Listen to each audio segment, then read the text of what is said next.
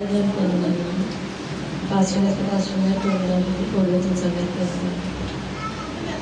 ఈ మధ్యకాలంలో చాలా ప్రార్థనకి చాలా వెనకబడిపోయానండి. విజ్ఞాపన కూడా చేయట్లేదు. ప్రతిదీ అంటే కొంచెం బిజీ అయిపోయిన పిల్ల హాలిడేస్ వల్ల, ఇంటి ఉండడం వల్ల, ఊర్లకి తిరగడం అన్ని వల్ల నేను విజ్ఞాపన కూడా చేయలేకపోయాను.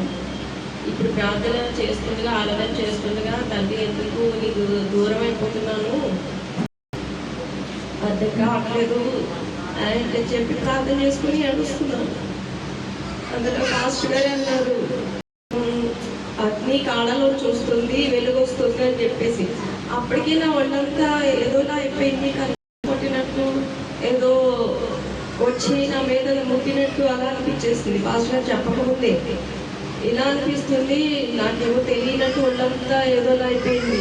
ఎందుకంటే నీకు ప్రార్థనలకు దూరం అయిపోతున్నాను, నీ సన్నిధికి దూరం అయిపోతున్నాను, నన్ను మరణించు తండ్రి, నన్ను మళ్ళీ నీ సన్నిధికి రప్పించదండి, నీలో ఉంచుతండి అని చెప్పి నేను ప్రార్థన చేసుకుంటున్నాను.